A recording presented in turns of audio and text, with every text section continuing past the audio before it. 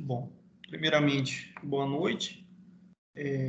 A gente vai avançar um pouquinho mais o conteúdo da disciplina de resistência dos materiais. Estamos na reta final da disciplina.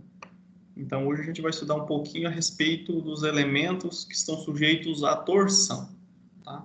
Então, o conteúdo é relativo à unidade 4 do material didático. Tá? Então, estudos de torção no regime elástico. Na semana que vem a gente vai avançar um pouquinho mais e finalizar o conteúdo sobre torção. Tá? Hoje a gente vai trabalhar estudos de torção no regime elástico.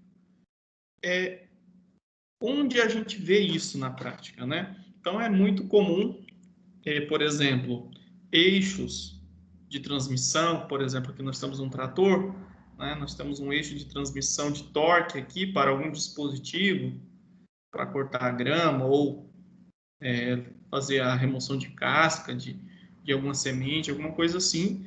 Também na transmissão de potência dos carros em geral, mastros de barcos, pilares de edifício, quando estão sujeitos, né, à ação do vento, claro, considerando altos edifícios. Então aqui nós temos uma simulação computacional, observa os vórtices, né, gerados. Então são estruturas que estão sujeitas aí o que a gente chama esforço torsional, né? Ou o próprio nome que a gente ouve aí no dia a dia, torque. Tá? Então, sujeito a um torque. Então, para a gente começar a falar a respeito disso, né, a gente vai especificamente analisar a tensão, tá? Em elementos com seção circular. Então, eixos, barras circulares que estão submetidas a torques. Então, é muito comum, perdão, a gente falar momento torsor, momento torsor, momento de torção, ou também, né, torque. Então, são todos sinônimos. Torque, momento torsor, momento de torção e torque. Tá? Então, são palavras que remetem a esse mesmo fenômeno que a gente vai analisar hoje. Vou só limpar aqui para ficar tranquilo a imagem. Então, aqui nessa figura, nós temos um eixo, tá? E ele está submetido, no caso, à torção, ou seja, momentos de torção. A gente representa aqui, tá? Por essas setas curvas que são grandezas vetoriais, ou seja, então tem sentido e direção, nesse caso, tá? E são conjugados, é um conjunto, tá? Eles têm a mesma intensidade, porém, no caso, né, os seus sentidos são opostos. E isso vai gerar dentro da estrutura, né, um esforço torsional. Aqui em B é um exemplo similar, né, representado aqui pelas setas curvas também. E os sentidos, né? Obviamente aqui usando a regra da mão direita, se você colocar o seu polegar, né, e rotacionar na direção indicada aqui, seu polegar vai estar indicado para dentro aqui, tá? De modo análogo, representado aqui por esse sentido, se você pegar os seus dedos, né, e rotacionar com a mão direita no sentido de rotação indicado, seu polegar vai indicar para cá. Tá? Então, são convenções também comuns quando se trabalha com torques. Bom, o torque, como o próprio nome diz, é a tendência de giro da estrutura. Tá? Então, a estrutura ela vai tender a torcer. Não necessariamente a estrutura vai rotacionar. Se ela rotaciona, ela não vai ter um momento torsor sobre ela, mas se há alguma resistência a esse movimento de rotação, aí a gente vai produzir, né, um esforço interno na estrutura. Então, aqui nós temos o caso de um veículo automotor, né, que aqui no meio, né, nós temos um eixo de transmissão que vem de um ponto para o outro, tá, de uma região das rodas para a outra, usando, claro, vários outros componentes de máquina aqui, mas, sobretudo, né, este é o elemento alvo de estudo que nós iremos trabalhar. Tá? Esses eixos de transmissão, né, que estão sujeitos a torque, Eles podem ser maciços,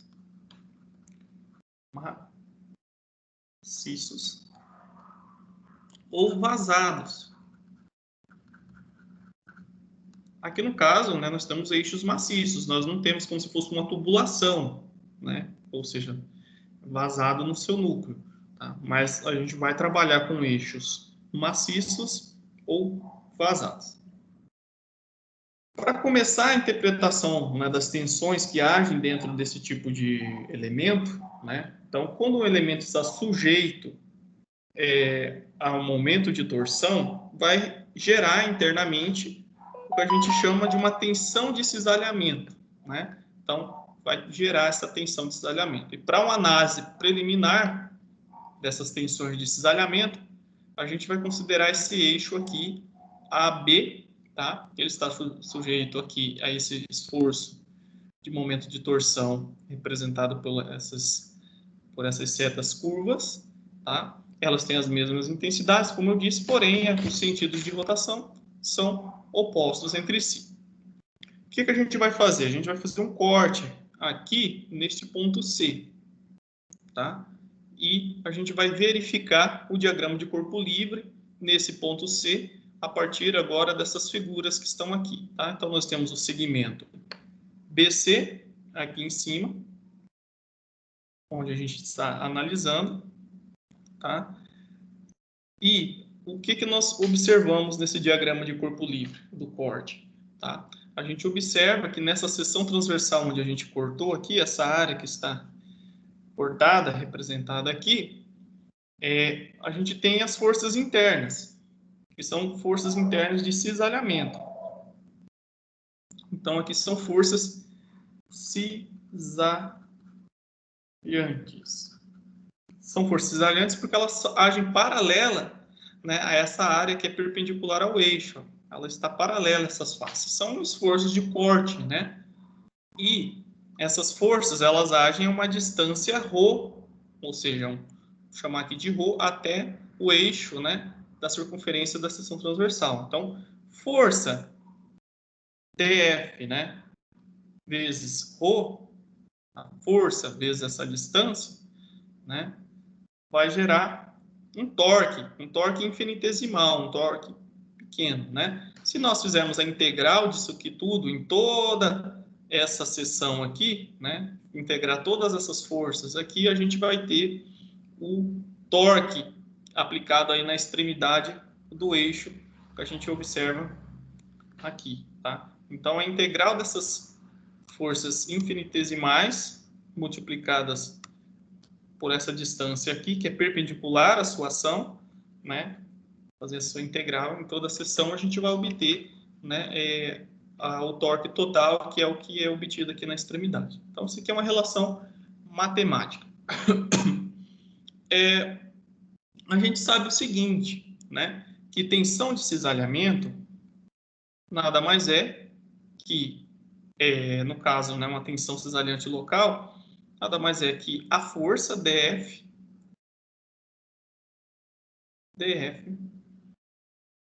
dividido pela área infinitesimal dA.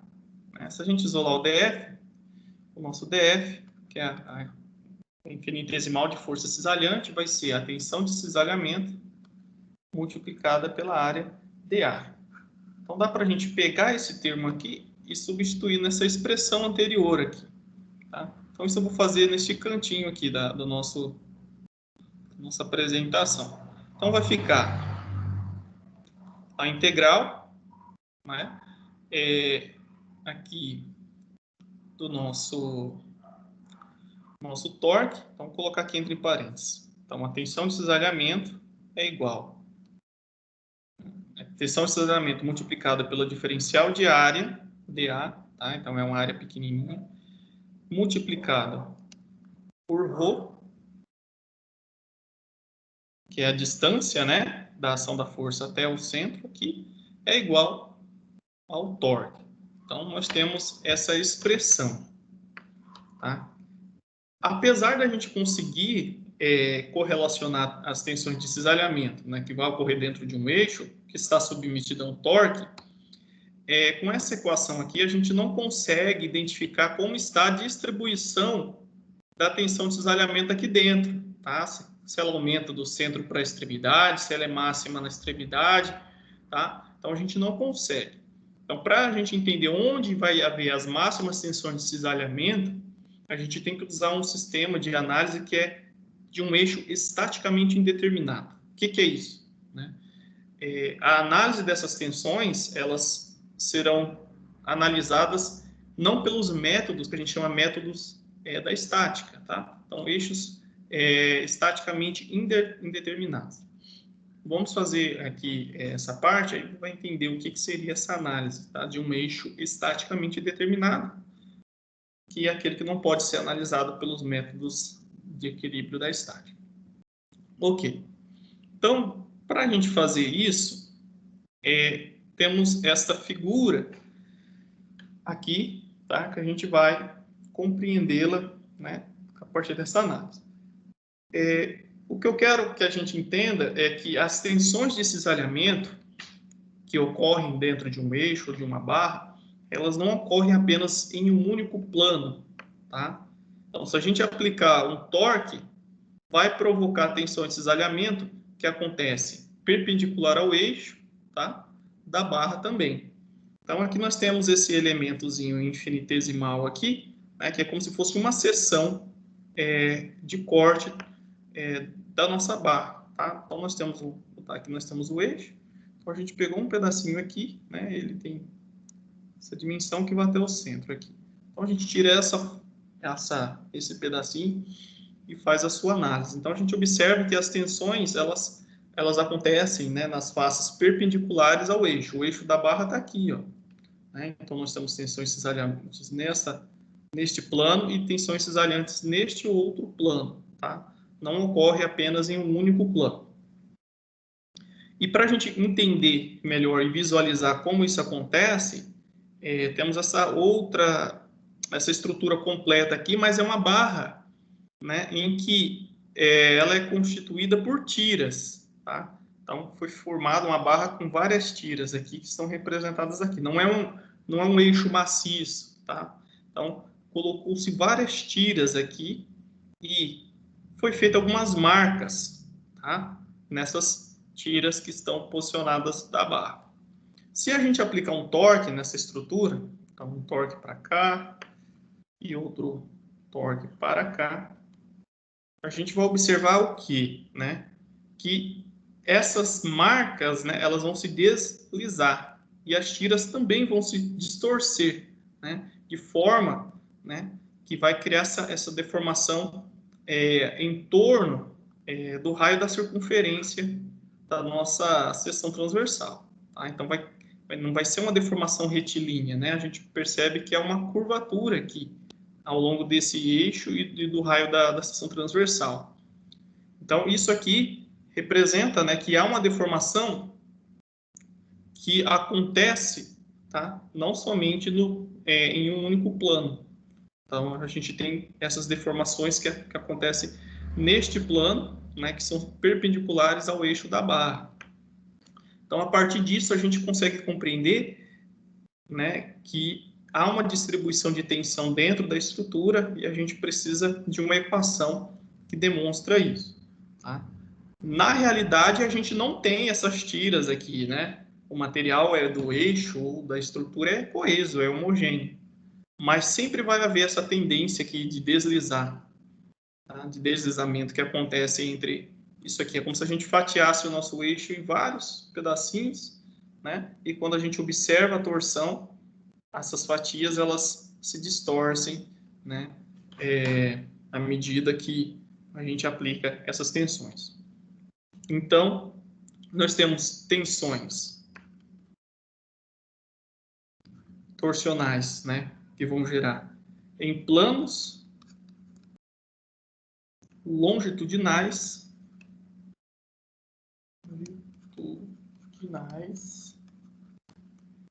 e também planos perpendiculares.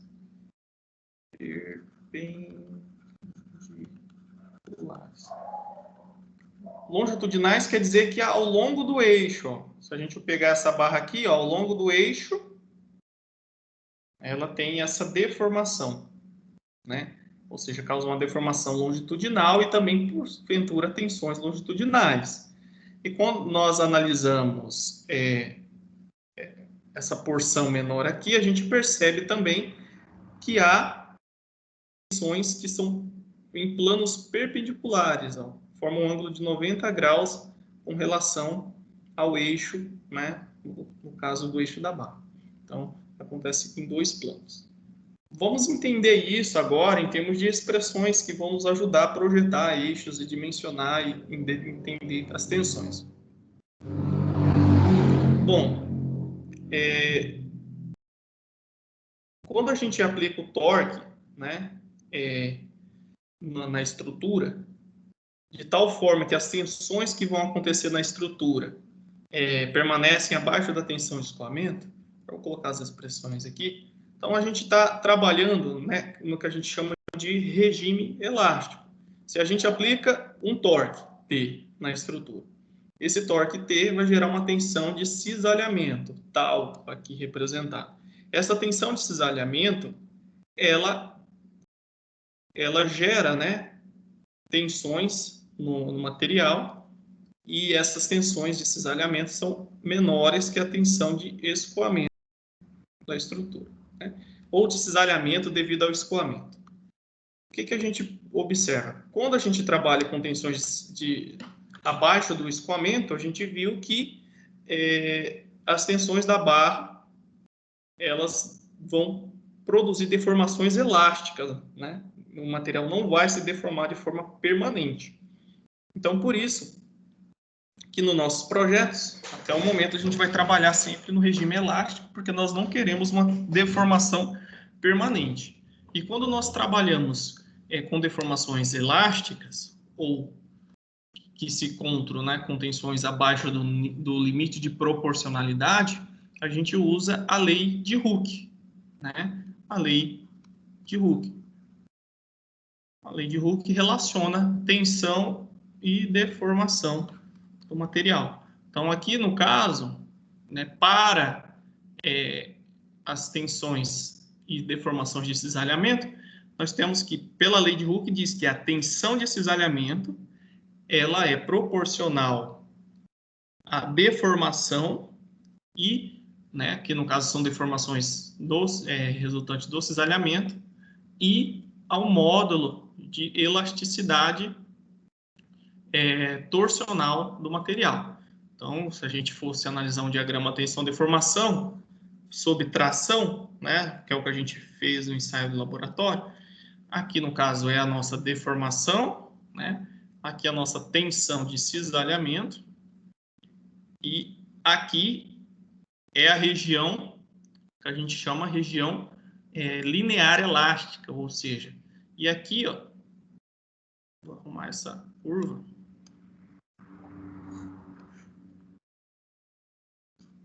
Só para a gente analisar aqui. Então, essa tensão aqui é a tensão de cisalhamento. Aqui é a deformação. E aqui é a tensão de cisalhamento no escoamento, tá? Ou seja, a tensão limite de proporcionalidade. E essa aqui é a região linear elástica. O Hooke, né, ele definiu que nessa região aqui, para cada valor de tensão, eu vou ter uma deformação e elas são proporcionais, linearmente proporcionais, e o coeficiente de proporcionalidade é essa inclinação aqui, que a gente chama de G para torção e E para tração, tá? E no caso, quando a gente está analisando situações de cisalhamento, é essa relação definida aí pela lei de Hooke, tá? Lei de Hooke. Então, a lei de Hooke define que a tensão de cisalhamento ela é igual ao módulo de elasticidade que a gente chama transversal ou de cisalhamento e representa aqui, no caso Y, né, a deformação por cisalhamento. Feitas essas considerações, a gente pode agora obter uma expressão, tá, que vai nos correlacionar as deformações, a distância com o eixo, com as tensões. Aqui nessa expressão aqui, ó, eu não vou deduzir ela para vocês, mas essa expressão aqui, ela representa, no caso, a deformação em relação a uma distância do centro da barra. Então, como se fosse aqui, ó. C, vamos olhar essa barra aqui, onde nós estamos vendo só o corte, né? Então, aqui, ó, essa aqui é a distância C, que é o nosso raio, né, da barra, e ρ é qualquer valor que está em relação ao centro da barra. Quando ρ for igual ao C, isso aqui vai ser 1, certo? Então, a nossa deformação será máxima. Então, à medida que a gente se afasta do centro da barra, a tendência é que o eixo sofre as maiores deformações devido à torção. Então, as deformações máximas acontecerão na superfície externa do eixo. Tá? Então, essa é uma expressão. E é o que a gente observa aqui nesse tipo de exemplo. Né? Se a gente for pegar essa estrutura, né, e for analisar, né, à medida que a gente vai se afastando do núcleo, a estrutura ela vai se deformando mais. Tá? Então, ela consegue relacionar isso. Então, o que a gente vai fazer? A gente vai pegar essa expressão aqui e multiplicar ambos os lados dela pelo nosso módulo de elasticidade transversal. Então, aqui a gente multiplicou por G e aqui a gente multiplicou por G. E o que a gente observa aqui? Quando a gente faz essa multiplicação, surge esse termo aqui, né? E surge outro termo aqui semelhante. Então, isso aqui, pela lei de Hooke, está relacionado à tensão de cisalhamento. Então, a tensão de cisalhamento é igual, né, a essa razão aqui entre as distâncias do centro do nosso eixo, e esse produto aqui é a nossa tensão de cisalhamento máxima. Então, essa expressão, ela representa, né, como que se dá a distribuição de tensão de cisalhamento em um eixo, tá, ou barra circular, considerando aqui, obviamente, a sua seção transversal constante. Então, o que nós observamos aqui? Ó? À medida que o raio de análise aumenta, a gente percebe que a tensão de cisalhamento aumenta.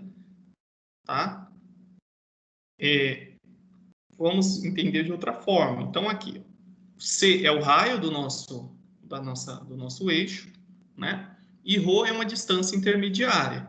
Então, quando ρ for igual a C, isso aqui vai ser igual a 1. Então, a nossa tensão de cisalhamento ela vai ser máxima. Quando ρ, que é o nosso numerador, for menor que C, ou seja, for uma dimensão menor, a gente observa que esse número aqui tende a ser menor que 1. Então, nossa tensão ela tende a cair e ser nula no centro do nosso eixo. Tá? Então, isso aqui a gente pode observar, então, que a tensão de cisalhamento ela varia, né, linearmente com a distância aqui do eixo, aqui do centro do eixo da nossa barra. Tá? E agora, quando a gente trabalha com uma situação em que o nosso eixo ele é vazado. Neste caso, né, nós vamos ter uma barra circular aqui, que nós temos um raio interno dito C1, tá? Esse é o raio interno C1, e o raio externo C2. Então, aqui nessa expressão, a gente, no lugar de colocar ρ e C, né, a gente vai colocar a dimensão do raio interno, essa distância, e a dimensão do raio externo, que é essa outra distância. Tá? E o comportamento das tensões também variam linearmente. Porém, nesse caso, né, o menor valor de tensão de cisalhamento vai ser quando nós estivermos analisando as tensões aqui no raio interno da nossa seção vazada e máxima na seção externa.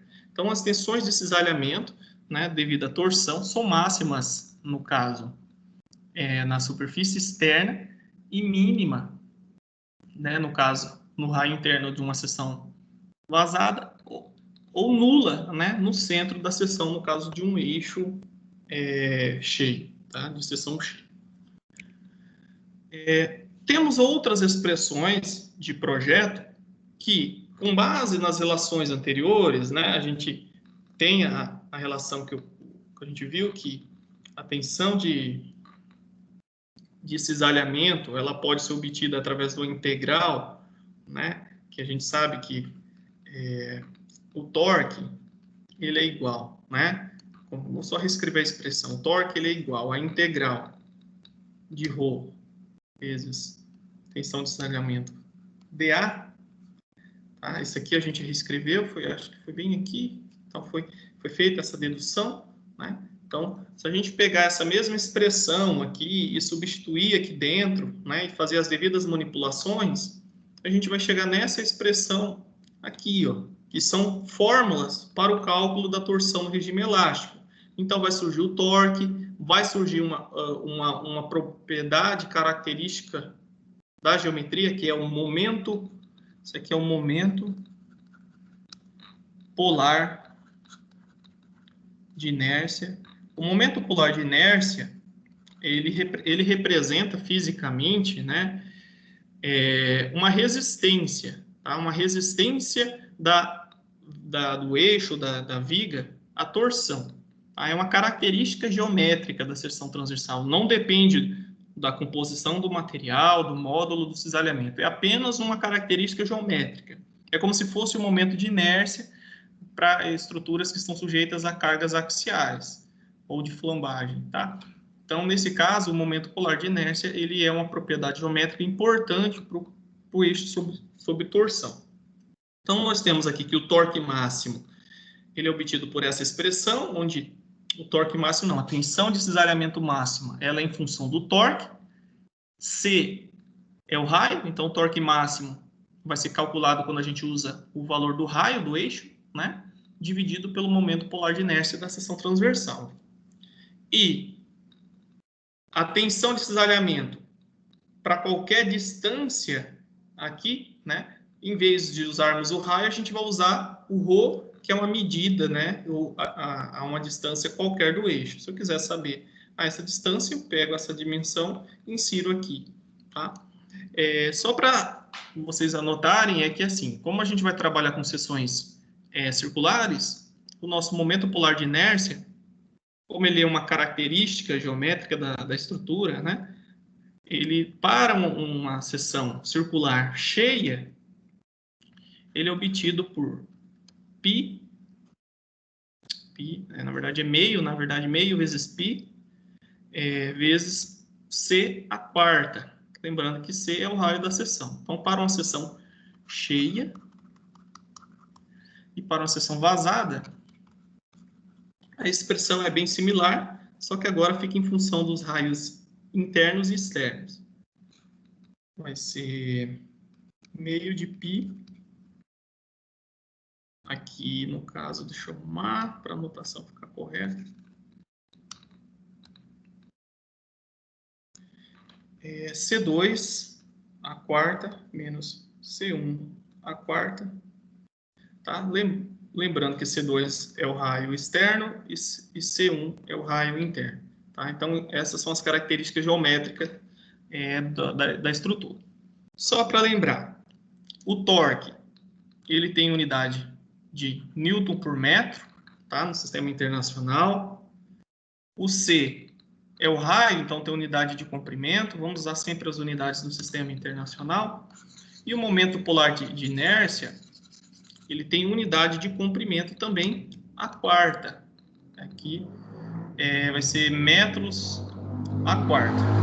Tá? E no final a gente vai obter, né, a unidade de medida de tensão de cisalhamento, que é no SI, Newton por metro quadrado. Tá? Só as unidades que a gente trabalha aqui. Vamos fazer agora alguns exercícios para consolidar os conceitos. Pessoal, tá com alguma dúvida? Tá tudo certo? Vamos ver se chegou mais gente aqui, porque eu não tô... Chegou o Alisson, o Ivan, o Roberto, o Rodrigo e o Thales. Pessoal, tá tranquilo? Tá tranquilo, tô indo. Tá aí, né? Ivan Guerreiro. Vamos lá. Então, pessoal, em termos teóricos, o que eu gostaria que vocês aprendessem com relação a essa parte da disciplina é onde nós teremos os valores máximos e mínimos de tensão de cisalhamento. Tá? Para um torque aplicado na estrutura, né? Por exemplo, né, aqui só para a gente identificar, os valores máximos de tensão de cisalhamento, conforme a gente observa essa distribuição aqui, vai ser máxima nas superfícies externas e mínimas, né? À medida que a gente se aproxima do centro do eixo, tá?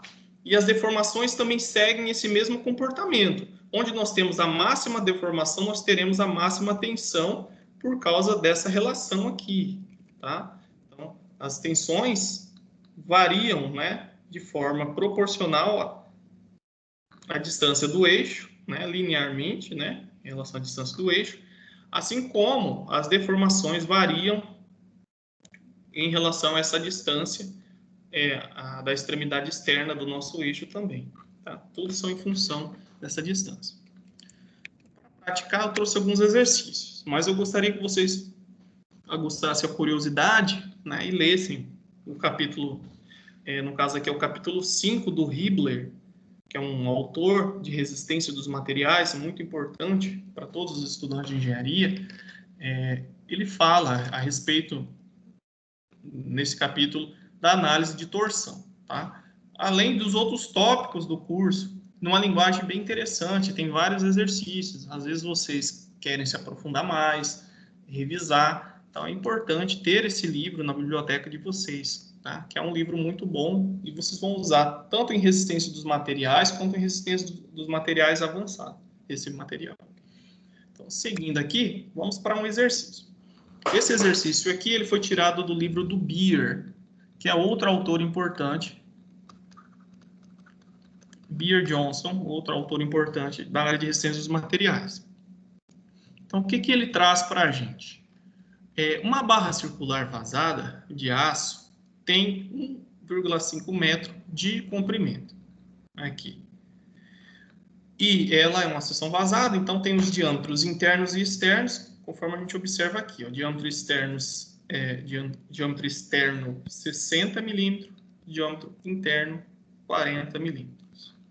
Ele quer saber qual é o maior torque que pode ser aplicado à barra circular se a tensão de cisalhamento se a seção de cisalhamento não deve exceder 120 MPa. Então, quer dizer o seguinte, se a gente limitar a tensão de cisalhamento a 120 MPa, qual que é o maior torque possível, né? Então, esse é o que ele pergunta. No caso B, qual é o valor mínimo correspondente da tensão de cisalhamento na barra circular? Onde acontece, né, o valor mínimo da tensão de cisalhamento? Obviamente vai ser nessa região mais interna da barra, né? Então, vamos calcular primeiro a letra A. Opa, isso aqui é feio. Vou colocar o Azinho assim. Então, menor torque. O menor torque vai acontecer, né, quando a nossa tensão de cisalhamento for máxima, permitida, né? O maior não, é menor. Eu coloquei o contrário, olha aqui, tô ficando já doido aqui. O maior torque permitido. O maior torque, né? Ele vai ser quando a nossa tensão de cisalhamento atingir o seu maior valor, né? O maior valor permitido, que nesse caso aqui é 120. Então, o maior torque vai acontecer na máxima tensão de cisalhamento, que para o nosso caso é 120 MPa. Aí nós vamos usar a equação anterior, né? Que a tensão de cisalhamento máxima é igual. Deixa eu só voltar aqui. Ao torque multiplicada pelo raio dividido pelo momento polar de inércia. Então, ao torque vezes o raio dividido pelo momento polar de inércia J.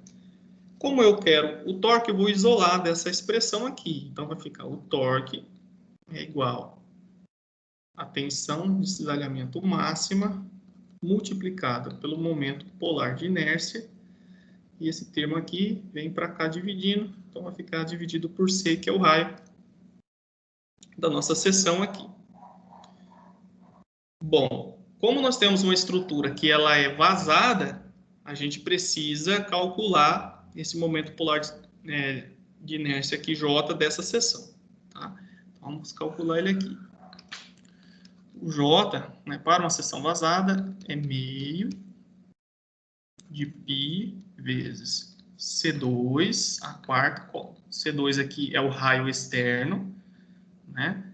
Aqui nós temos os diâmetros, tá? Só para lembrar. Então, o C2 aqui vale 60 dividido por 2, que vai dar 30 milímetros, ou, claro, vamos trabalhar em metros aqui, 0,03 metros. E o C1 aqui, isso aqui é o C2, que é o nosso C1, é igual a 40 dividido por 2, C1 é igual a 20 milímetros, ou 0,02 metros. Tá? Nós já temos essas informações. Eu já vou jogar aqui. A expressão é dada meio vezes π vezes C2 ao quadrado, tá? C2 à quarta, perdão, C2 à quarta, 0, vamos ver se eu coloquei corretamente aqui. Isso, a quarta potência. C2 à quarta, menos C1 à quarta também, 0,02 à quarta. Então, calculando isso daqui, vai dar 1,021 vezes 10 a menos 6 metros a quarta. Então, esse é o momento polar de inércia aqui. Certo. Professor, onde eu vou usar, o que eu vou usar no lugar do C? Porque como é um eixo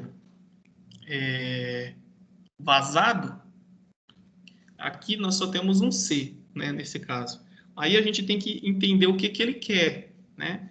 O maior torque, né, vai ser permitido, né, para a situação onde nós permitimos a máxima tensão de cisalhamento. E onde acontece a máxima tensão de cisalhamento? Na extremidade, né, externa do eixo. Então, esse C aqui é o C2. Tá? Então, vai ficar assim, o torque máximo vai ser igual a tensão de cisalhamento máxima permitida, 120 vezes 10 a sexta megapascais. O J aqui, né, estou substituindo essa expressão, tá? 1,021 vezes 10 a menos 6. E o C que eu vou usar aqui é o C2, porque ele que é o maior torque com relação, no caso, a maior tensão de cisalhamento. Então, vai ser o C2, que é 0,03. Então, se a gente resolver essa expressão, a gente vai ter 4,08 quilonewtons por metro. Então, este é o maior torque quando a gente...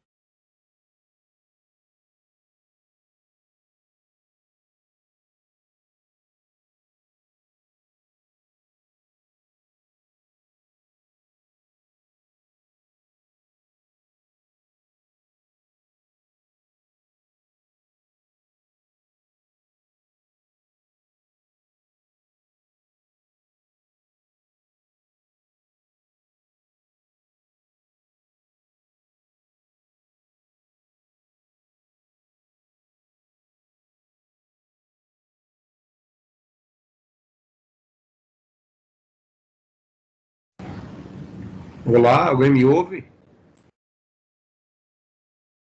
Tô ouvindo. Caiu o professor aí? Caiu, porque aqui pra mim também não tá saindo o áudio dele, não. Tô achando que caiu, que o áudio dele também não tá saindo para mim, não. Travou tudo.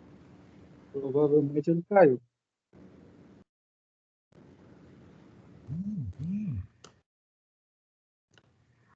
Ter caído a internet dele.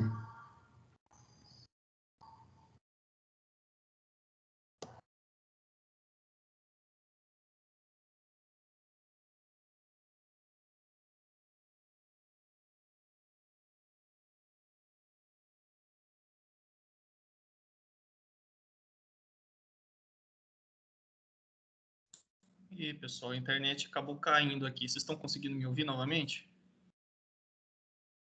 Sim, Cortou alguma parte aqui dessa explicação ou só caiu mesmo a conexão?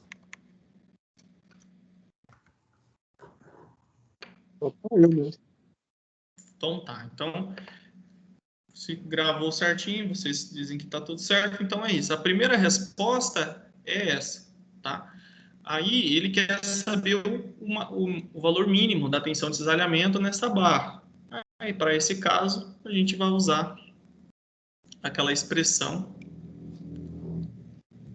que a tensão de cisalhamento mínima é dada pela razão entre C1 sobre C2, que multiplica o torque máximo. Aí, nesse caso, né, o C1 é 0,02, que a gente acabou de calcular, e o C2 0,03, o torque máximo é 120, e nesse caso equivale a 80 megapascais. Tá? Então, o torque mínimo vai ocorrer aqui nessa superfície interna da nossa barra. Tá? Bem tranquilo de fazer. Só precisa interpretar os valores. Vamos agora para um mais complicadinho um pouco, mas não tão difícil assim, que é este caso aqui. Tá? Nós temos um eixo, árvore, tá? Ele tem duas engrenagens. E nessas extremidades aqui, nós temos onde é aplicado alguns torques, tá? Na estrutura. Então, aqui são as pontas de eixo externa, por exemplo. Isso aqui é acoplado a algum motor. E aqui as nossas engrenagens. E essas engrenagens estão acopladas a alguma outra estrutura que vai gerar uma resistência à rotação. Então, são torques resistivos. Quero dizer, né? Se eu aplicar 400 Nm aqui, né, e 300 Nm aqui, a estrutura vai estar submetida, né, por uma carga, né, de torque de 700, neste sentido. Como essas engrenagens estão acopladas a algum outro elemento de potência, né, a gente observa que os torques são contrários ao torque atuante externamente. Então, isso vai gerar, dentro da estrutura, né, uma tensão de cisalhamento nessas seções aqui. E o exercício ele quer o seguinte: para o eixo de engrenagens apresentado na figura, determine a tensão de cisalhamento máxima atuante no eixo, sabendo que o diâmetro é de 30 milímetros. Então, em qual região dessas, né, a gente vai ter a máxima tensão de cisalhamento? É aquela seção, né, onde está sujeita ao maior torque. Então, o que a gente precisa fazer? A gente vai construir um diagrama de torques. Tá? É bem simples de se fazer. Então, vocês fazem, né, como se fosse o diagrama de momento fletor, só que esse é o diagrama de torque.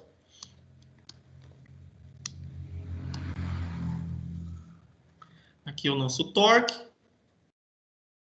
As unidades é Newton-metro, desse exemplo, né, os valores.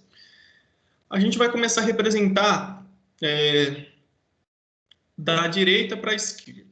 Tá? Vocês poderiam começar da esquerda para a direita, vai dar na mesma. Tá? Então, vamos considerar que aqui é o zero da nossa barra. Tá? 0 metros. E à medida que a gente vai andando, a gente vai chegar na dimensão final desse eixo, que tem 500, 900, 1.200 milímetros. Tá? Então, partindo aqui do zero, a gente vai colocar os torques aqui. Tá? Os torques. Então, o eixo ele começa com um torque. Vamos considerar positivo, tá? No sentido aqui que está aqui, ó. No sentido anti-horário, os torques é positivo. Isso aqui é arbitrário, vocês podem definir como positivo ou negativo, tá? Mas como é uma carga externa, vamos considerar o seu sentido como sendo o positivo. Então, nós temos aqui 400, tá? Aqui. Aí esse 400, ele age em toda essa seção até um pouquinho aqui antes dessa engrenagem D. Então, ele anda aí 400 por 500 milímetros. Quando a gente chega aqui na engrenagem D, o que a gente observa? Nós temos um torque no sentido oposto, de 200 Nm. Então, vai ser 400 menos 200. Então, vai cair aí 200, tá? Então, aqui é 200. E este valor, ele vem até este ponto. Então, vai andar um pouquinho mais, vai andar mais 400 milímetros, até chegar no ponto C, tá? Então, aí no ponto C, o que a gente observa? Então, ele tinha 200 positivo, encontra-se aqui mais um valor de 500 negativo. Olha o sentido de rotação, menos 500. 200 menos 500 vai dar menos 300. Então, ele cai 200, chega aqui no zero e desce mais 100 aqui. Então, aqui nós temos menos 100. E ele vai aqui, né, no caso... Opa, acho que eu fiz a conta errada. Vamos de novo aqui. 400, aí cai para 200, né? Aí 200, 200. 200 menos 500 cai menos 300, não menos 100. O pessoal não me ajuda. Pessoal, gostaria que vocês contestassem, tá? Então, oi. Professor, Oi. essa engrenagem AD e a AC não estão no mesmo sentido de rotação? Sim. Só que o que a gente faz? A gente vem somando daqui para cá, ó. Certo? Ó, 400, aí nessa engrenagem aqui, né, o torque tem 200 para cá e 400 para cá. Essa aqui ainda está mandando, ó. Ainda consegue vencer essa daqui. Então, fica 200 positivos. E aqui tem uns 500 negativos. Então, cai menos 300. Então, menos 300. Ok? Aí, esse menos... Beleza. Esse menos 300, ele vem até chegar aqui nessa outra ponta do eixo, que é 300 positivo. Menos 300. Mais 300, vem para zero. Tá? Então, aqui nós temos que... Por essa análise, né, o trecho, aqui, ó, aqui é o trecho de B para D, certo? Aí é o trecho de D para C, B para D, D para C, e aqui é o trecho de C, tá invertido, de C para A. Tá? O eixo ele começa B, D, C, A. Então, esses são os trechos. Então, qual que é o trecho que está sob o maior torque? É essa região aqui, ó. Tá? Então, essa região é a que está sujeita ao maior torque. Aí, erroneamente, né, se fosse fazer algum exercício, a pessoa, não, é essa aqui, ó, né, 500, não. É a seção, né, os torques estão distribuídos nessa seção, e essa seção DB é onde apresenta o maior torque. Aí a gente vai fazer agora o cálculo da tensão de cisalhamento máxima. Então, a tensão de cisalhamento máxima, aí entra aquela expressão, é dado, né, pelo torque máximo atuante na seção. Como é um eixo maciço, né, tem diâmetro constante, 30 milímetros, a gente vai usar o C, que é o raio total, dividido pelo momento polar de inércia para essa estrutura. E aí a gente tem que calcular, né, o J. O J para uma seção cheia é meio vezes π vezes o raio, aqui no caso, a quarta. Então, vai ser 30 dividido por 2, no caso, em milímetros, né? Então, vamos converter isso aqui logo, antes, para não confundir a cabeça. O nosso C, e ele vale 30 dividido por 2, vai dar 15 milímetros. Vamos converter para metro, né? Divide isso aqui por 1000, vai ficar 0,0 15 metros. Tá? Então, esse é o nosso C. Então, 0,015 metros a quarta. E o nosso J, então, vai ser... Deixa eu usar a calculadora aqui, que eu não tenho essa conta feita aqui.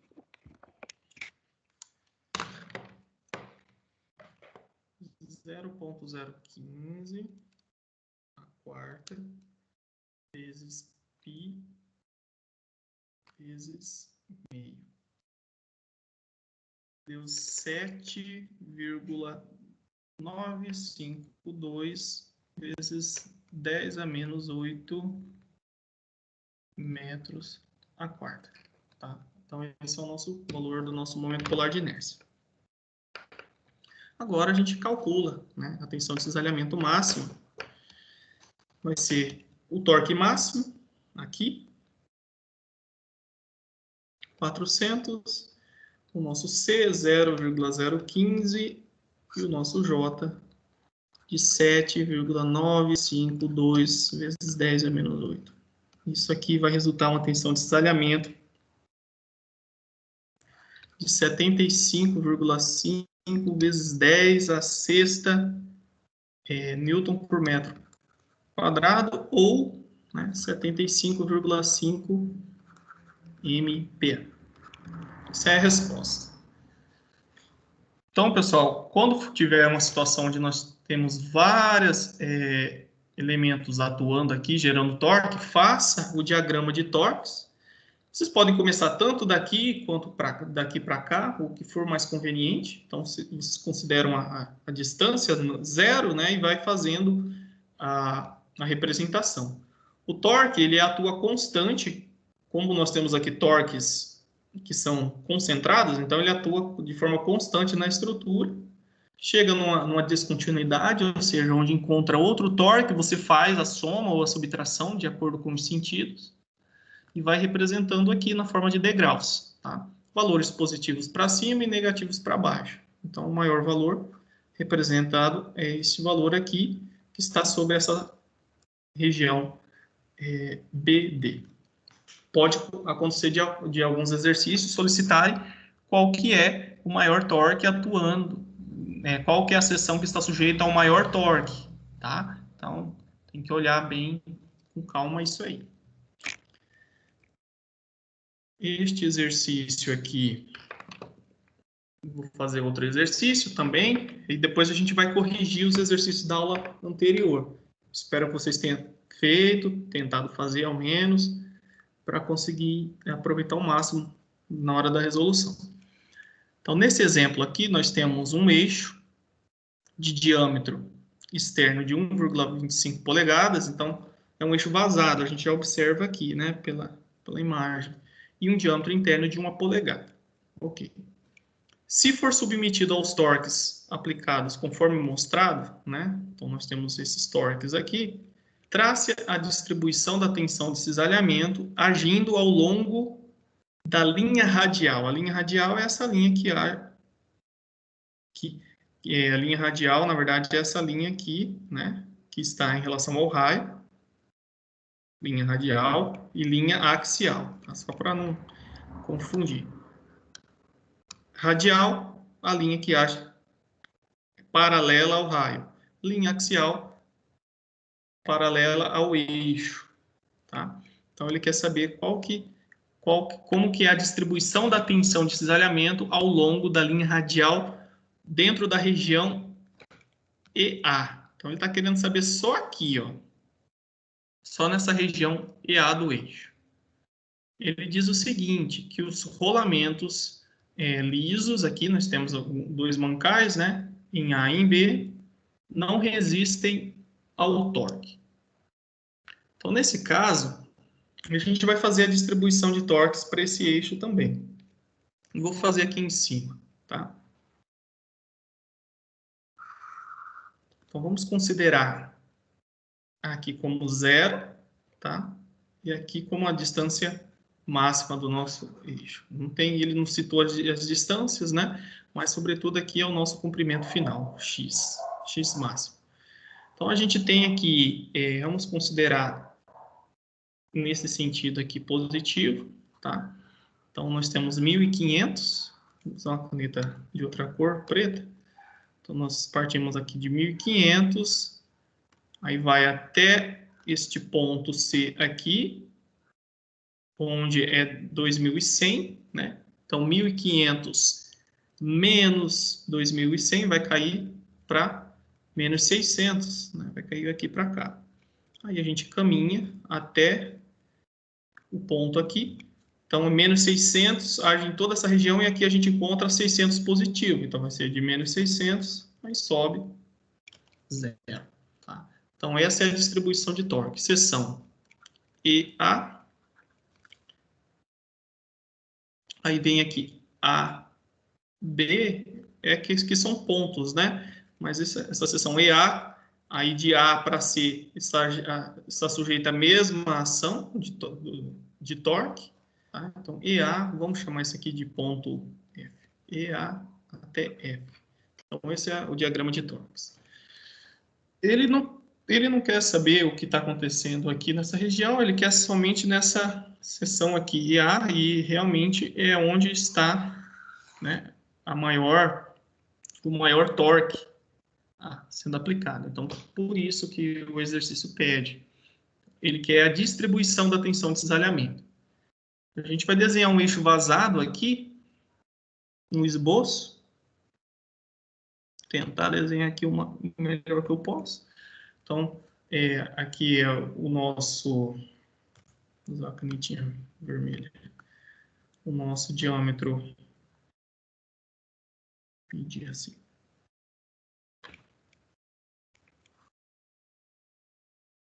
Que é o nosso diâmetro externo, né? C2 igual a 1,25.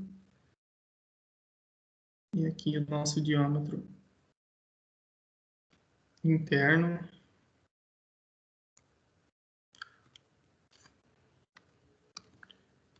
Uma polegada.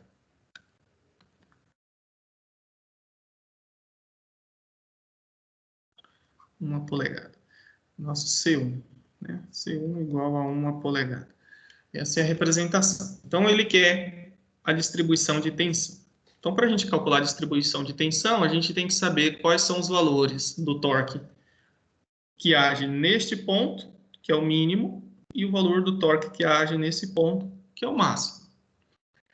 A gente vai usar, né, para o torque máximo, o torque máximo não, a tensão de cisalhamento máxima, é aquela expressão que a gente já viu, que é o torque, né, atuante.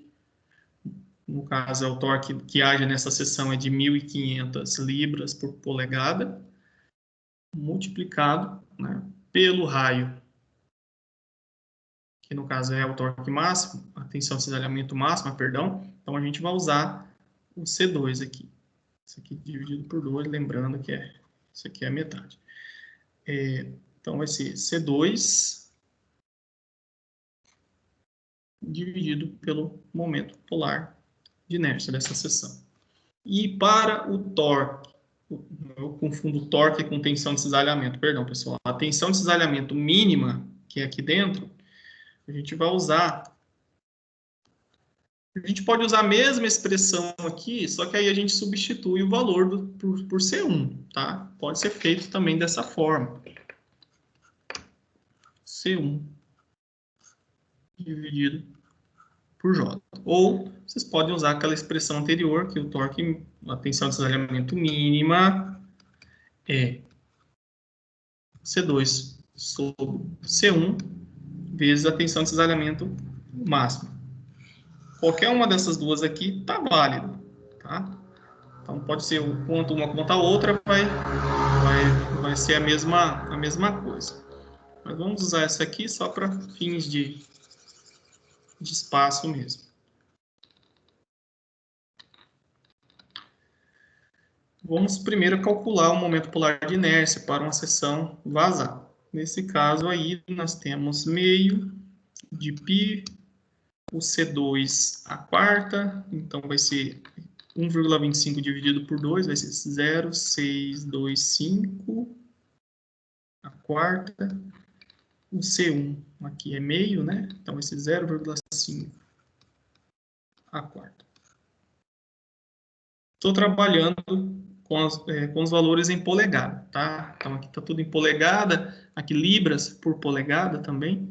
Então, o nosso momento polar de inércia vai ser, deixa eu fazer as continhas aqui, 0,625 a quarta, menos 0,5 a quarta, isso vezes π, vezes meio agora,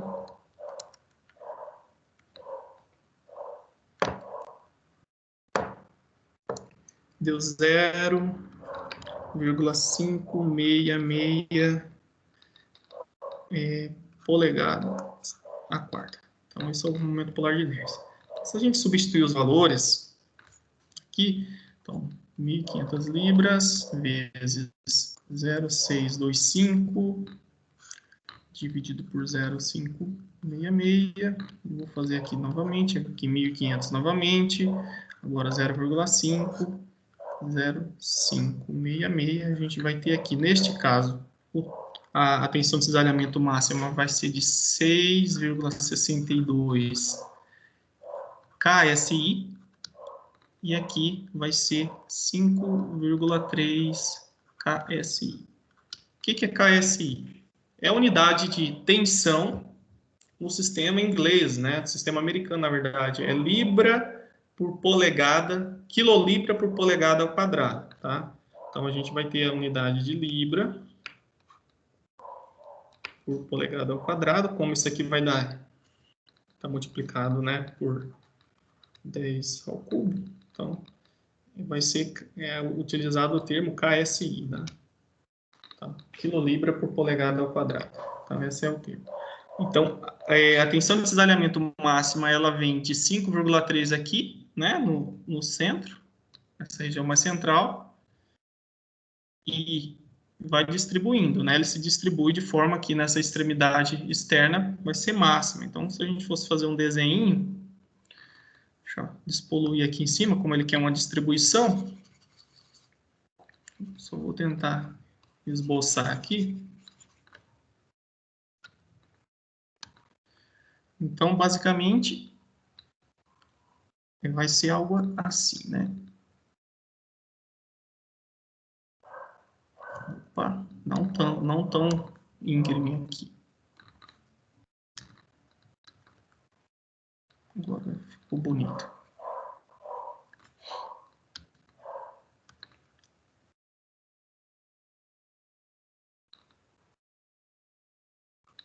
Neste ponto aqui, vale, né? Esse vetorzinho aqui, né? Como se fosse vários vetores. Esse vetor maior aqui representa, né, a máxima tensão de cisalhamento, 6,62. E este vetor aqui mais interno, 5,3 KSI. Então, no eixo, né, as superfícies externas estão mais solicitadas do que a parte interna.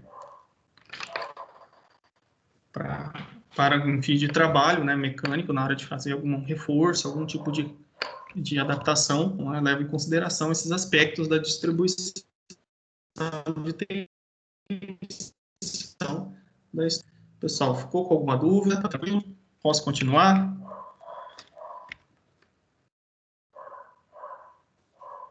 O silêncio de vocês é terrível. Pode continuar, professor. Então tá.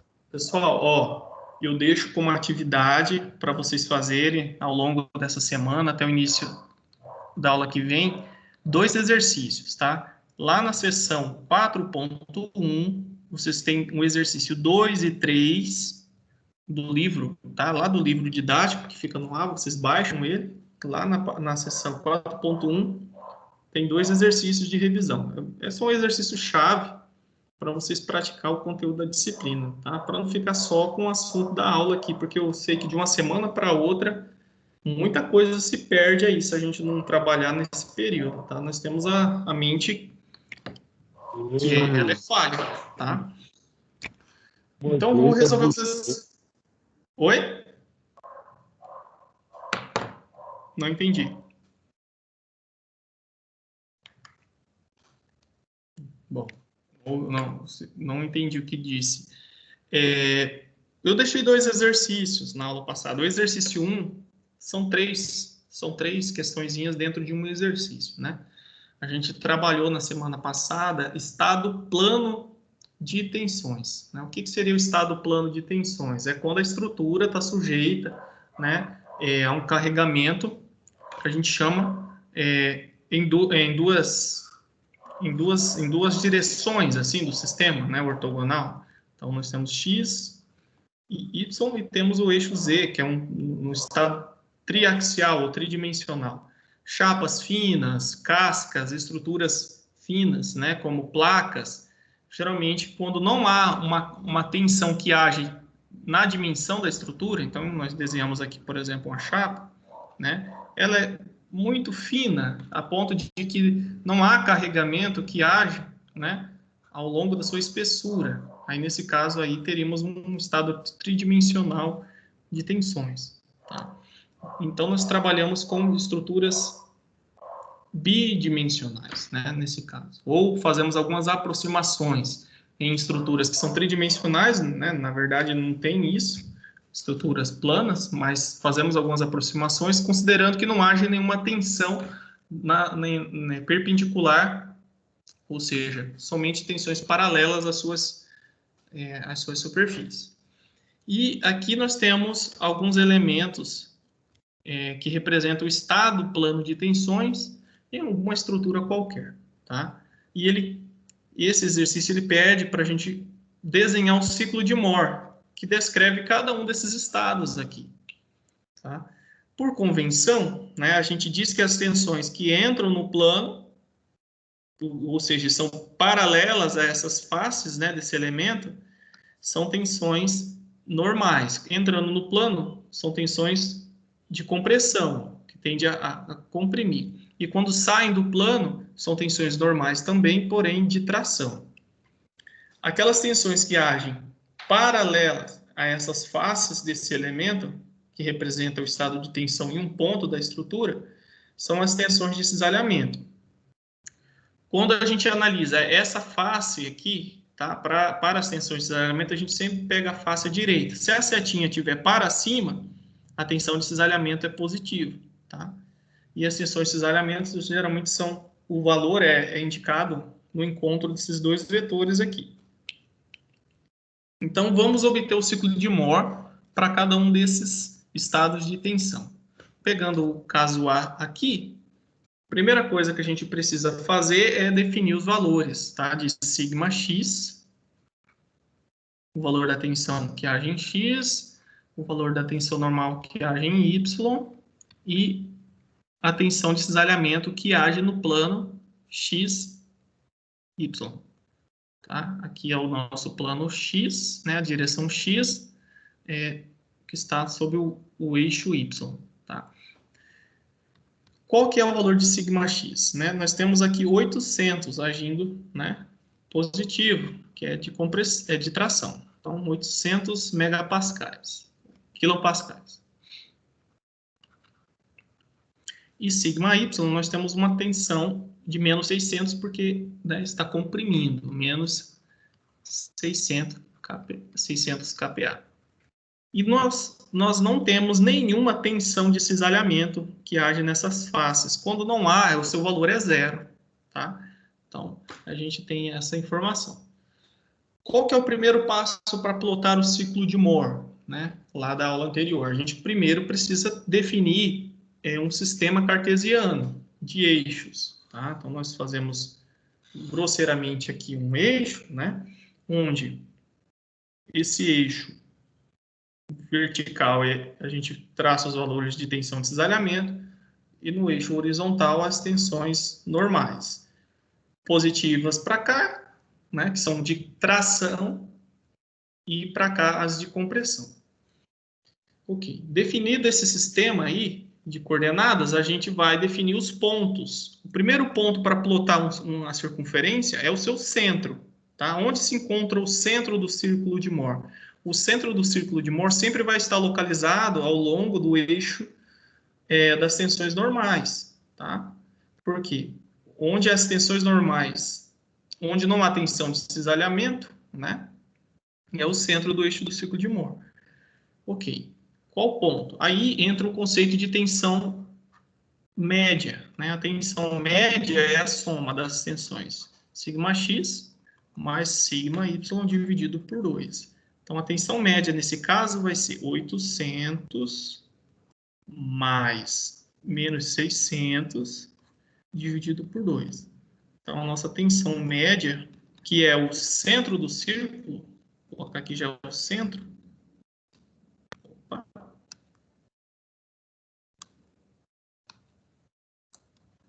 Coordenada do centro, né? Vai ser igual aqui, aqui nós vamos ter 800 menos 600, vai dar 200. 200 dividido por 2 vai dar 100. 100 MPa. Então, a coordenada do centro, eu já vou colocar aqui, vou chamar de C, a coordenada do centro é dada pela tensão média e a tensão de cisalhamento, 0. Tá? Então, sempre o primeiro termo, a gente tem o nosso sigma, e o segundo aqui da nossa coordenada é o valor de tal. Então, a coordenada do centro do círculo é esse valor. Então, numa escala, você faz uma escala aqui, graduada, então, esse aqui, vamos dizer que aqui é o nosso valor de 100, né? É o valor de C. Então, aqui vale 100. E aqui para cima é positivo, então é 0. Então, aqui é o nosso C.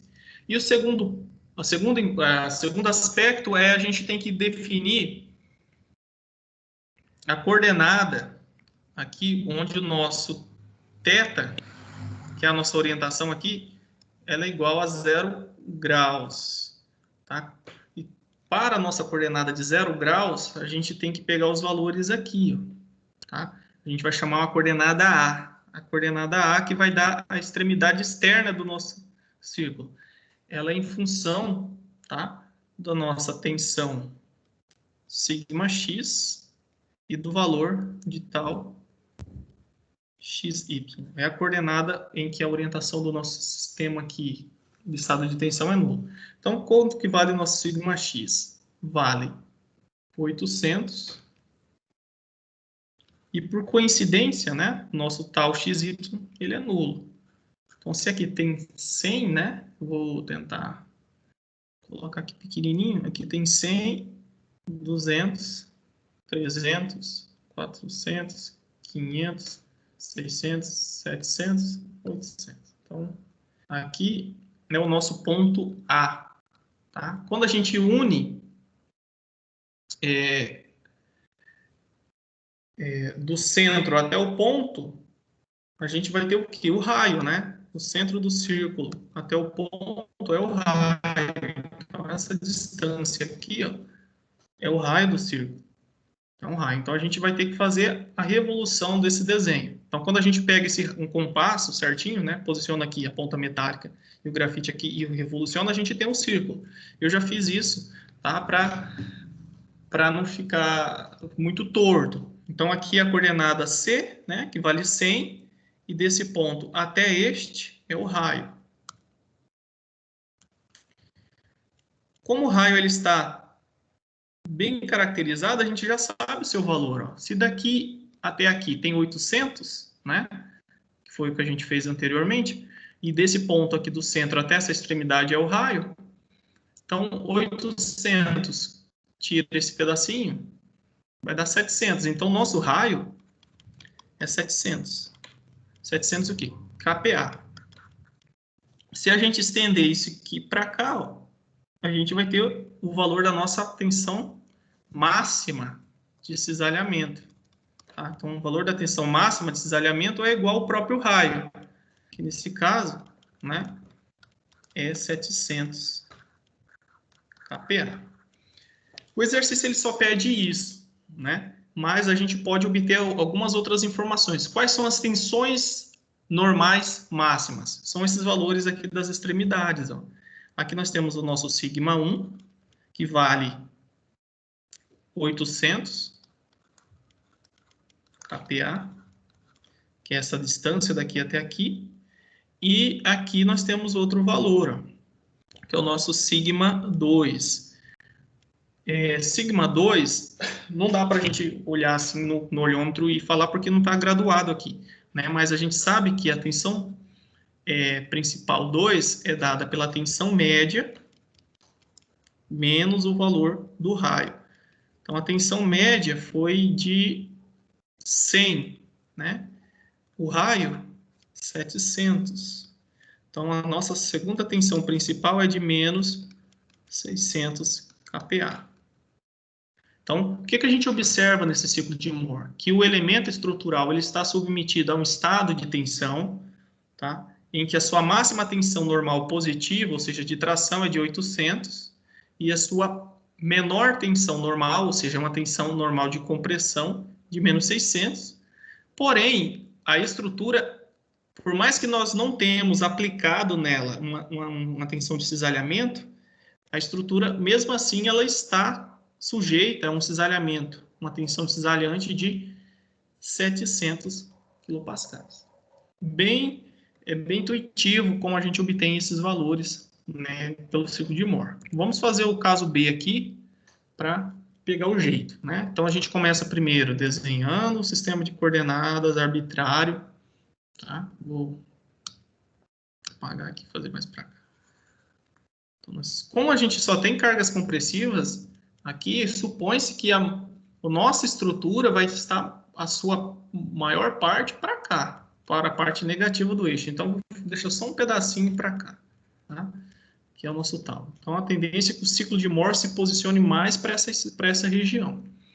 Aí a gente começa calculando o centro do ciclo de Moore, né? Que é a nossa tensão média, que nesse caso aqui é sigma x é nulo, né? Nós não temos nenhum valor em x, nem positivo ou negativo. O nosso sigma y é 2 MPa. Tal xy é também nulo. Aqui é menos 2, né? Porque é compressão.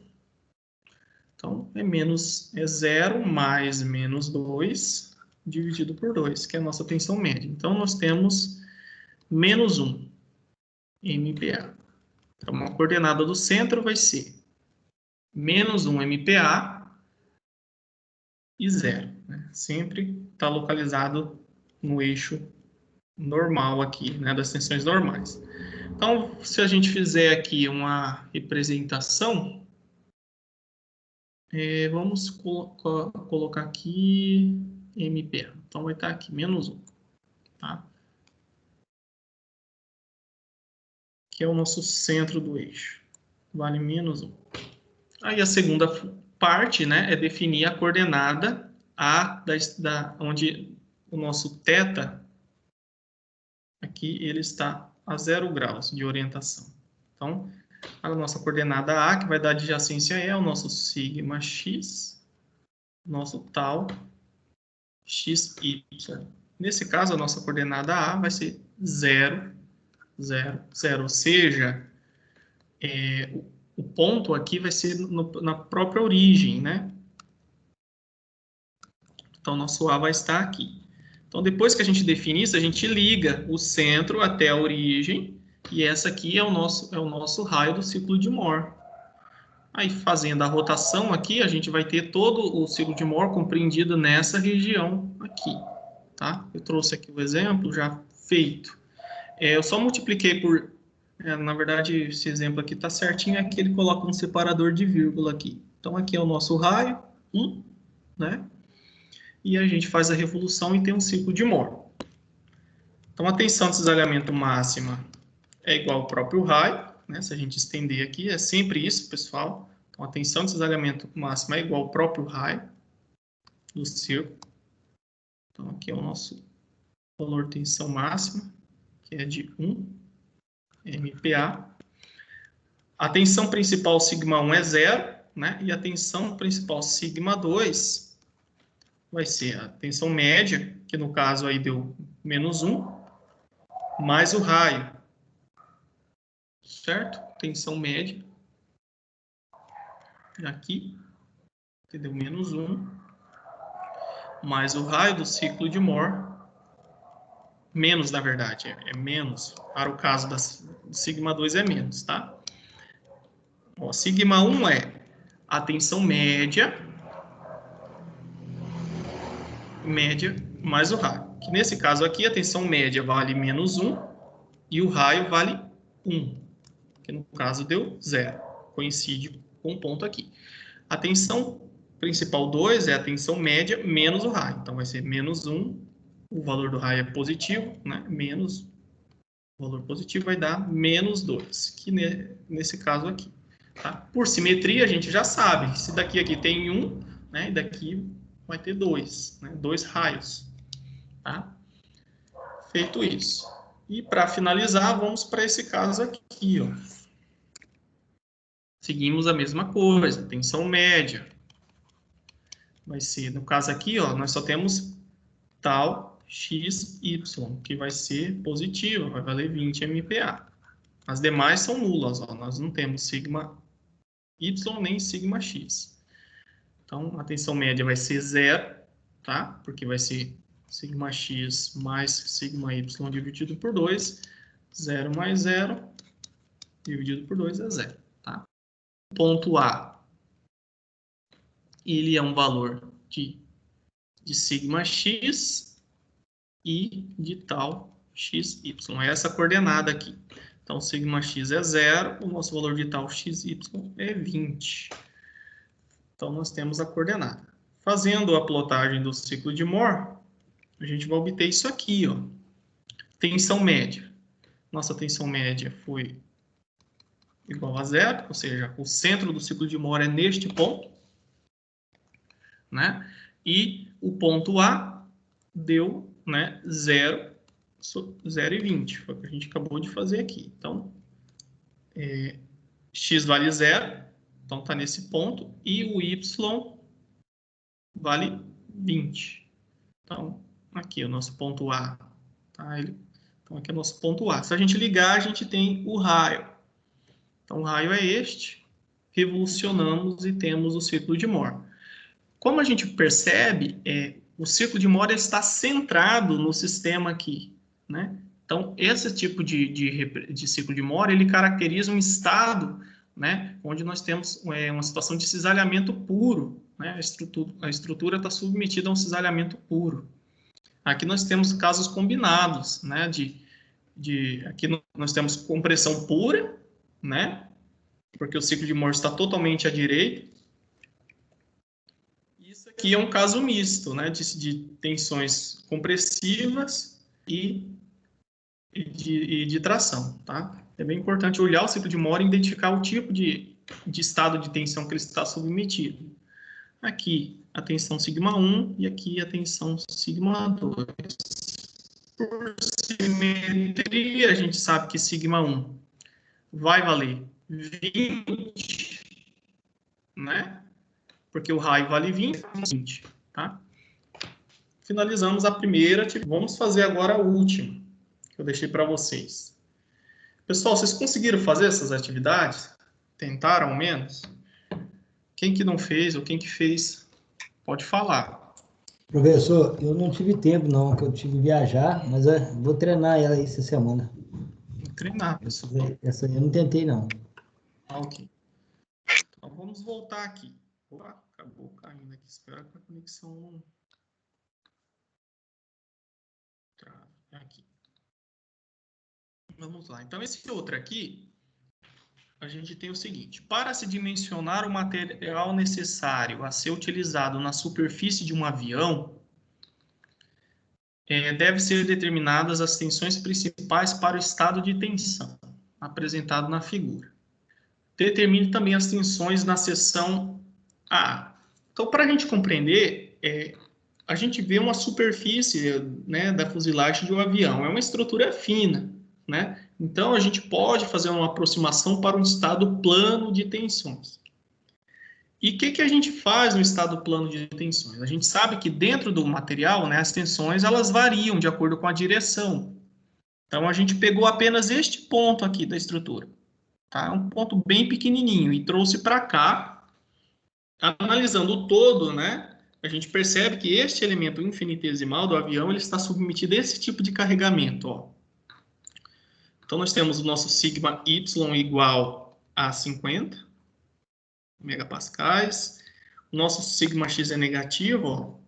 Sigma X é igual a menos 80 megapascais. E o tal XY, olhando pela nossa convenção, também vai ser negativo. A setinha está para baixo, né? Menos 25 megapascais. Este é o estado de tensão. Quais são os valores das tensões principais? Vocês podem obter as tensões principais aplicando o ciclo de Moore, conforme a gente viu ali, calculando a tensão média e fazendo, né, o cálculo do raio usando, né, o ciclo de Moore. Então, a gente sabe que as tensões principais, ó, sigma 1, é igual à tensão média mais o raio. Sigma 2 é a tensão média menos o raio. O que é a tensão média? A tensão média, só para a gente definir as equações anteriores, é sigma x mais sigma y dividido por 2. Então, mas o que é o raio, né? Aí eu vou fazer aqui em cima, o raio de um ciclo de Moore. O raio do ciclo de Moore, se a gente estendê-lo neste ponto aqui, ele vai ter essa dimensão aqui, né? Esse aqui é o raio, nós temos essa coordenada aqui. Então, fazendo todas as relações que a gente fez na aula anterior, a gente viu que a expressão que nos dá o raio, ela vai chegar aqui, que o raio, né, ele é em função de uma raiz quadrada. É por trigonometria, tá? Então, a gente tem essa altura vale quanto? Né? Vale um valor de tensão de cisalhamento.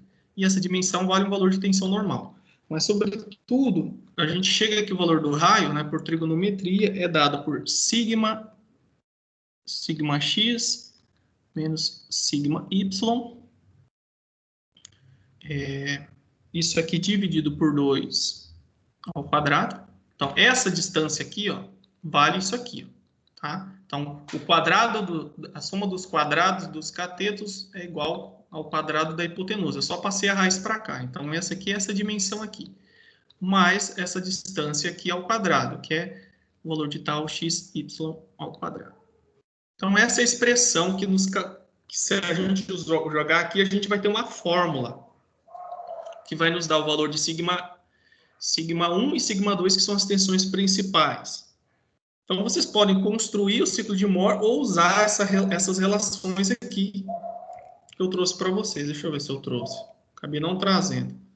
Mas eu vou reescrever aqui, tá? Então, a gente pode usar as equações diretas. Sigma 1 é a tensão média, né? Sigma x mais sigma y dividido por 2, mais o raio. Aí o raio, ele é aquela raiz quadrada, né? Raiz de sigma x menos sigma y sobre 2 ao quadrado.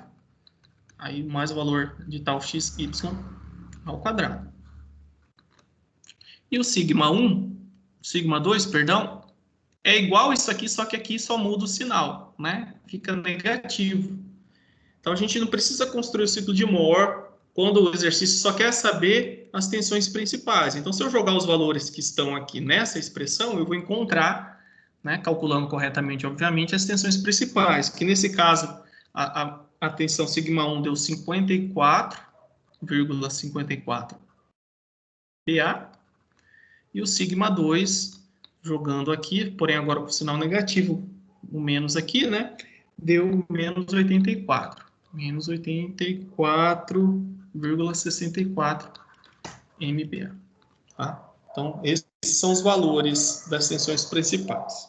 Se vocês construíssem o ciclo de Moore, né, chegaria na mesma coisa, porque essa fórmula aqui, ela é baseada no próprio ciclo de Moore. Uma coisa importante entender o que seriam essas tensões principais. Alguém saberia me dizer? Lembra da aula passada? Porque a gente tem isso aqui, ó.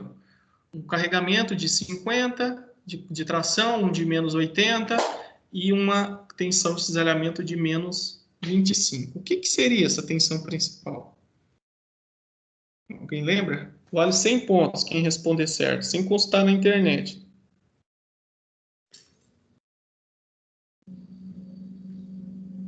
Ninguém? Eu não lembro. Vocês não lembram, né? Então, o que é tensão principal, pessoal? Ó, eu vou voltar aqui para o ciclo de Moore, que aí fica mais fácil da gente entender. Vou apagar aqui. Isso aqui não vai dar para apagar. Mas o que é as tensões principais? Ó, a estrutura, por exemplo, vamos pegar uma estrutura do avião lá, né? A gente pegou este pontozinho aqui e trouxe para cá. Se a gente analisar nessa direção aqui, né? Nessa direção aqui, com essa orientação, ele vai estar sujeito a esses valores realmente de carga. Só que o que? A gente percebe que à medida que a gente modifica a direção de análise, ou seja, se eu analisar nessa direção, as tensões elas vão se modificando, tá? Vai ter uma direção dentro da estrutura, tá? Em que nós vamos ter tensões muito maiores do que as analisadas aqui, ó. Então, se a gente for variando a direção de análise, vai ter tensões máximas, tá? E essas tensões máximas, a gente chama de tensões principais, e no ciclo de Moore fica fácil de entender. E são essas as tensões mais importantes para nós, engenheiros. Porque se as tensões principais forem superior à tensão de ruptura ou de escoamento do material, do projeto, a estrutura vai falhar. Então, eu estou olhando aqui, por exemplo, que o material, nesse caso aqui, está bem óbvio. Ó, ele é 80 kPa, né? E a máxima tensão principal deu 80 kPa. Aí a gente olha, nesse caso, a nossa estrutura do avião, né? A máxima tensão normal dada aqui foi de 50 MPa para tração e menos 80 para compressão. Só que quando a gente faz a análise das tensões principais, o que a gente observa? Ó? Nessa direção, os valores são esses, mas vai haver uma determinada direção dentro dessa estrutura que vai chegar a valores de 54 e de menos 84, muito superior ao estado de tensão que a gente está analisando. Então, as tensões principais são aqueles valores que estão em uma determinada orientação dentro da estrutura, que se a gente não considerar, né, no projeto, pegar apenas as tensões na forma como a gente calculou, o que eu quero dizer é o seguinte, pessoal. Quando a gente pega um elemento para analisar, a gente pega uma orientação X e Y arbitrária, tá? Que é mais conveniente para nós. Mas vai haver um determinado plano, Y' e Y' aqui, um Y, opa, fiz o contrário. Vai haver um determinado plano X e Y em que esses valores, né, eles podem ser maiores, tá? Y' e X'. Então, vai ser uma orientação dentro. E esses cálculos, eles nos permitem encontrar quais são esses valores máximos, tá? Então, nessa situação de carregamento, esses são os valores máximos. Aí o exercício, ele, para ajudar a gente a entender um pouco mais isso, ele pede para a gente calcular quais são os valores das tensões se a gente girar esse elemento aqui 30 graus para cá, ó. Se a gente analisar as tensões 30 graus a mais para cá, ou seja, fazer essa rotação aqui em relação ao eixo X. Isso a gente vai ver que vai mudar os valores das tensões, tá? Então, a gente pode analisar as tensões mudando a direção. Então, eu já trabalhei nisso aqui, fiz um esboçozinho para a gente tentar enxergar melhor isso. Então, o que a gente faz? Né? Na aula anterior, eu expliquei passo a passo como fazer isso. Então, hoje eu gostaria de avançar um pouquinho mais e vocês terem a responsabilidade de assistir a aula anterior. Então, o que a gente tem aqui? Nós temos uma seção AA. Lembrando lá daquela parte de tensões em áreas oblíquas, né, onde a gente tem um corte, tem uma força aqui, é da mesma forma, só que aqui nós não estamos cortando a estrutura, tá? E aqui a gente nem precisaria cortar a estrutura, a gente não quer ver as tensões nessa seção aqui AA, a gente quer ver nessa seção BB aqui, a área muda, né? Então, de forma análoga, ele quer saber se a gente pegar o elemento e rotacionar 30 graus, como que vai ser as tensões? tá? O novo estado de tensão. Aí a gente tem que aplicar as equações de transformação de tensão. Eu não vou deduzi-las, tá? Mas ela é em função do estado de tensão inicial, que está aqui no desenho, tá? Porém, depende do ângulo de direção que a gente está analisando aqui. Então, a gente faz o seguinte, né? A gente traça o sistema de coordenadas escolhido inicialmente, que está aqui em amarelo, né? O eixo Y, o eixo X, e aqui nós temos a seção que eu quero, né, analisar. Então, o que eu faço? Eu desenho um elemento similar a esse, onde uma dessas faces é paralela a essa seção que eu quero, tá?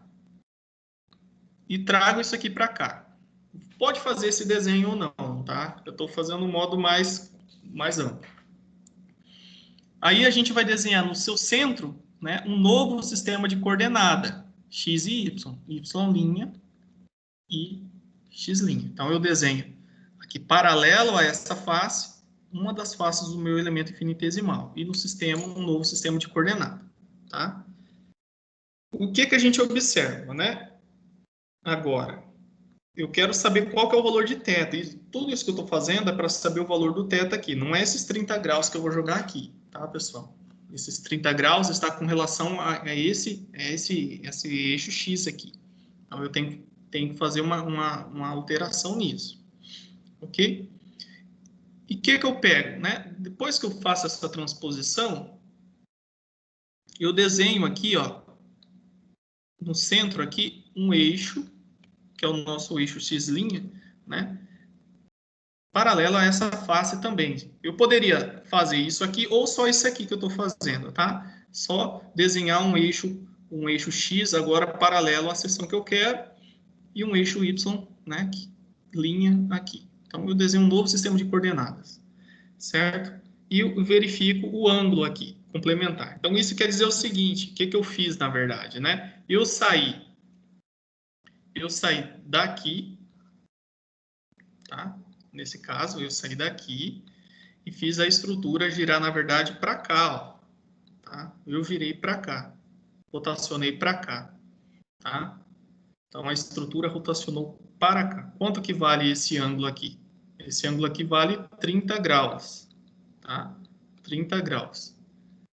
Eu posso usar esse ângulo, porém, como eu rotacionei para cá, eu vou pegar o valor negativo, menos 30 graus.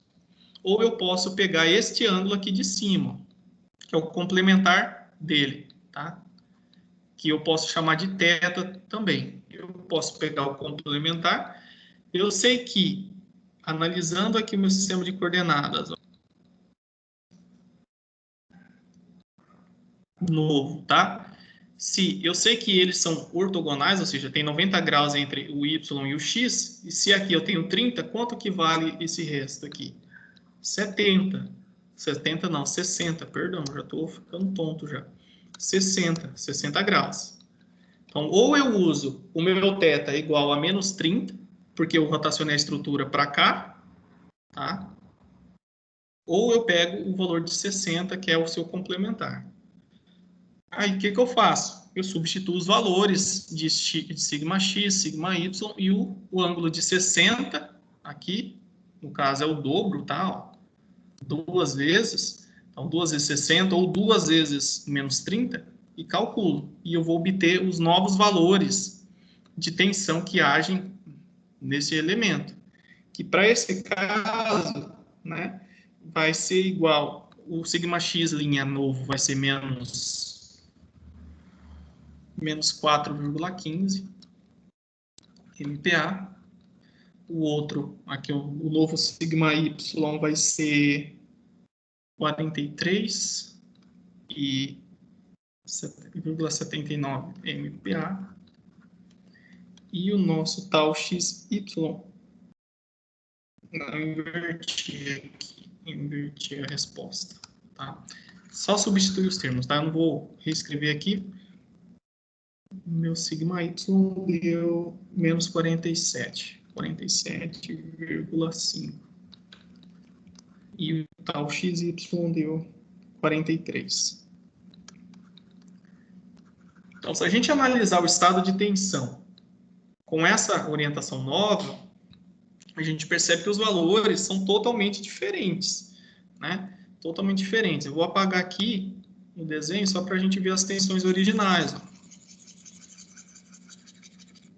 Sigma x, considerando o θ aqui igual a 0 graus, né? O sigma x vai ser menos 80. E nessa orientação nova aqui, ó, nessa orientação nova, de θ igual a 60 graus, a gente observa que a tensão normal, né, ela cai, ó. O estado de tensão é um pouco menos rigoroso, né?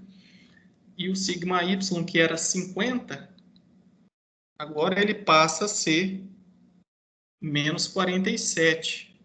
E a tensão de cisalhamento passa a ser 43. Então, dependendo da direção que a gente analisa, as tensões mudam. Pessoal, ficou alguma dúvida com relação a esses ângulos aqui? Tá tudo certo? Estão muito quietos. Acho que ninguém está entendendo é nada. Certo não tá, né? Mas depois tem que ver a aula de novo e passar limpo. Tem que fazer. Isso é que é o problema, né? A maioria não faz isso, né, pessoal?